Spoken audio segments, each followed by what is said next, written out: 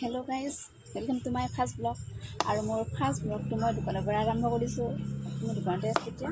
ৰাতিপুৱা 6টাতে আহোঁ আৰু ৰাতি 9টাত যাওঁ। দিনটো ইয়াতে যায়। আৰু আজি আপোনালোকক এটা মই ৰেচিপি শ্বেয়াৰ কৰিব খুজিছোঁ। ৰেচিপিটো দেখুৱাই আছোঁ আপোনালোকক। এয়া আলু আছে আৰু বিলাহী আৰু ইয়াতে মাছ, কচ মাছ লৈছোঁ। আৰু ইয়াত বেহাৰ আছে, জলকীয়া আদা নহৰু আছে। এইটো মানে মাছটো ভাজি নিদিওঁ, এনেকৈ বনাম আজি। আপোনালোকক গোটেই ৰেচিপিটো দেখুৱাই আছোঁ, আপোনালোকে চাই থাকিব। পেষ্টটো বনাই ল'লোঁ মই এতিয়া আৰু বনাম। কেমেৰা ধৰা মানুহ নাই, নিজে ধৰি আছে। এতিয়া লাগি আছোঁ, এটা কেমেৰামেন পাইছোঁ, অলপ ধৰি দিছে, কিন্তু তেওঁ ৰুটি বনাই আছে ন। দোকানত থাকিলেও বহুত প্ৰব্লেম হয়, কাষ্টমাৰ আহি থাকে বনাই দিব লাগে, সেইকাৰণে ভালদৰে দেখাব পৰা নাই আৰু বেয়া নাপাব আপোনালোকে। অলপ দেখাই থাকিম আৰু যিখিনি পাৰোঁ।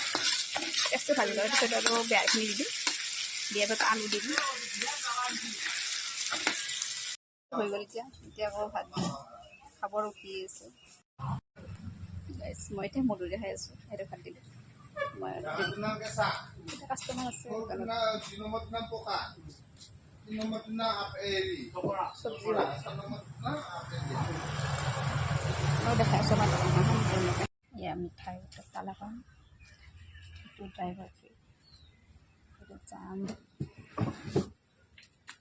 এইটো লালমোহন, এই কালাজাম মিঠাই, চিত্ৰগণ, ৰসগোল্লা,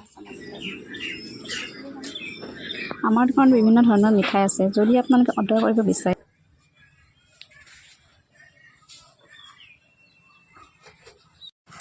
কাটানিটো ভুজিয়া বুন্দিয়া সকলোখিনি ইয়াতে। এইখন দোকান আমাৰ কাষ্টমাৰ বহি আছে। দাদা এইটো কাৰিকৰ হয় না, কিয় বেয়া দেখিব ভাল দেখি।